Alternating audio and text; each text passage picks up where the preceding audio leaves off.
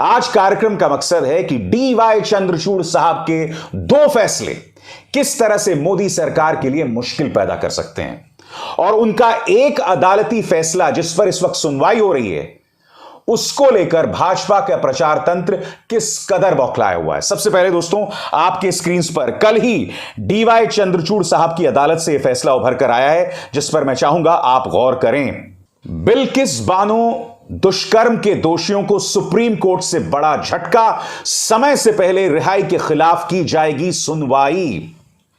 दोस्तों, अब इस मामले की सुनवाई एक पीठ करने वाली है और डीवाई चंद्रचूड़ साहब की अदालत ने इस बात को माना है कहीं ना कहीं कि बिल्किस बानो के साथ नाइंसाफी हुई है। याद कीजिए दोस्तों, गुजरात के चुनावों से ठीक पहले किस तरह से 11 लोगों को रिहा कर दिया जाता है, और इन 11 लोगों पर बहुत जघन्य आरोप थे। बिल्किस बानो की आंखों के सामने उसके 3 से 5 साल की बच्ची को मौत के घाट उतार दिया गया था। बिल्किस बानो के साथ सामूहिक दुष्कर्म हुआ था, उसकी आंखों के सामने उसके परिवार के कई सदस्यों को मौत के घाट उतार दिया गया था। इतना जघन्य आरोप था दोस्तों, इतना जघन्य अपराध था, आरोप नहीं अपराध। ये 11 लोग जेल गए थे, आरोपी नहीं थे, जेल इन पर गुनाह साबित हो गया था। और फिर किस तरह से गुजरात सरकार ने इन 11 लोगों को प्रणाली की खामी के चलते रिहा कर दिया। अब यह मामला डीवाई चंद्रचूड़ साहब के सामने है और वो कह रहे हैं कि जिस तरह से उन 11 लोगों की रिहाई हुई है, अब उस पर सुनवाई होगी, उस पर चर्चा होगी। मगर भारतीय जनता पार्टी को डीवाई चंद्रचूड़ साहब से इस बात को लेकर मिर्ची नहीं लग रही है दोस्तों। याद कीजिए, आज से कुछ साल पहले स्वर्गीय वित्त मंत्री Arun Jaitley secret electoral bonds लेकर आए थे। सरल शब्दों में कहा जाए तो कोई भी व्यक्ति किसी भी पार्टी को अपना काला धन दे सकता है, गुप्त चुनावी चंदे के जरिए। उससे यह नहीं पूछा जाएगा कि यह पैसा कहां से आया, और इसी को नाम दिया गया था सीक्रेट इलेक्टोरल बॉन्ड्स। दिलचस्प बात यह थी दोस्तों कि इसका विरोध रिजर्व बैंक ऑफ इंडिया ने किया था और साथ ही साथ चुनाव आयोग ने कहा था, और दोनों ने एक स्वर से कहा था कि यह सीक्रेट इलेक्टोरल बॉन्ड्स के चलते सत्ता पक्ष को फायदा होगा, विपक्ष को नुकसान होगा। और वो भी यही रहा है दोस्तों। सीक्रेट इलेक्टोरल बॉन्ड्स का जो करीब 70 से 80% भारतीय जनता पार्टी के जेब में जाता है।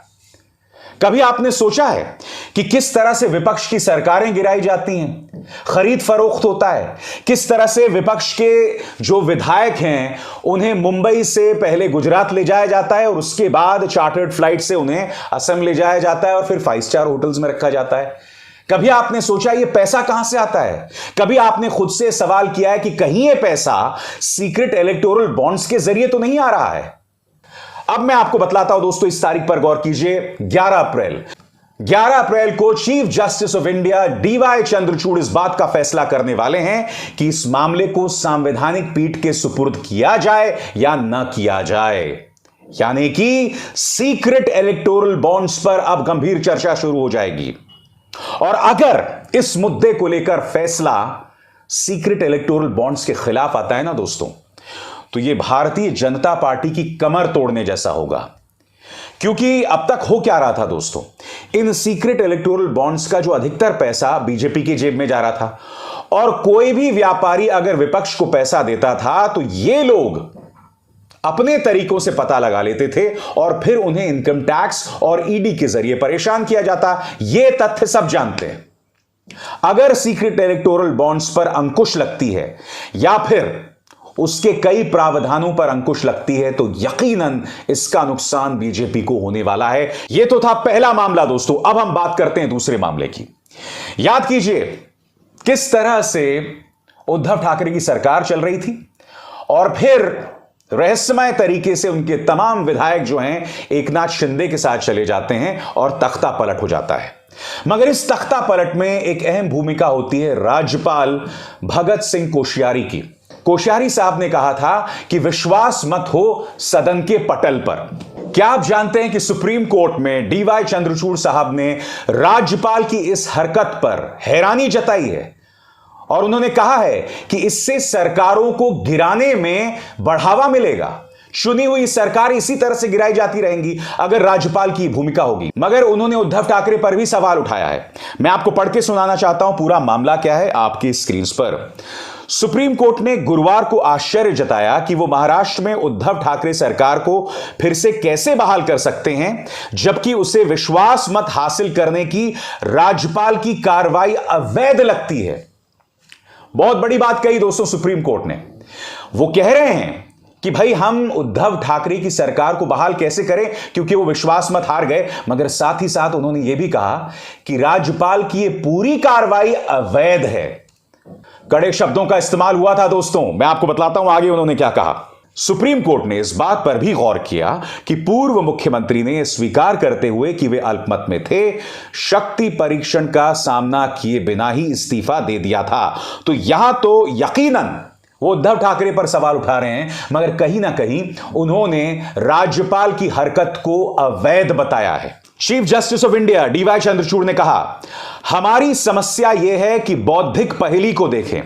ऐसा नहीं है कि राज्यपाल द्वारा गलत तरीके से तलब किए गए विश्वास मत के कारण आपको सत्ता से बेदखल किया गया है। आपने किसी भी कारण से इसे नहीं चुना। आप विश्वास मत का सामना नहीं करना चाहते थे। यह टिप्पणी दोस्तों तब आई है जब ठाकरे समूह की ओर से वरिष्ठ अधिवक्ता एएम सिंघवी ने पीठ से यथास्थिति बहाल करने का आग्रह किया। अब इस मामले को लेकर दोस्तों फैसला जो है वो सुरक्षित रख लिया गया है। बड़ा प्रश्न ये कि जब यह फैसला आएगा तो क्या ऐसा फैसला भी आ सकता है जो भारतीय जनता पार्टी के खिलाफ जाए? उसकी गुंजाइश कम लग रही है दोस्तों। मैं नहीं जानता हूं क्या होगा उस दिन। जाहिर सी बात है अदालत क्या फैसला सुनाने वाला है उसकी भविष्यवाणी मैं अभी से नहीं कर सकता हूं, मगर अगर कोई ऐसा फैसला आता है जो बीजेपी के पक्ष में नहीं है तो गौर कीजिए क्या होगा। सबसे पहली बात, एक लोकतंत्र के अंदर बार बार चुनी हुई सरकारों को अवैध ढंग से भाजपा जो है वो अस्थिर कर रही है, उन्हें गिरा रही है। कभी राज्यपाल की भूमिका सामने उभर कर आती है तो कभी असंतोष में जी रहे नेताओं को ये लोग मैनिपुलेट करते हैं, और आपके सामने ज्योतिरादित्य सिंधिया की मिसाल है। तो ऐसी ढेरों मिसाल हैं जहां कभी पैसे के जरिए, कभी एजेंसीज के दबाव के जरिए, तो कभी राज्यपाल की भूमिका के जरिए सरकारों को गिराया गया है, और सुप्रीम कोर्ट ने उस तीसरे पहलू पर अपनी चिंता जतलाई थी।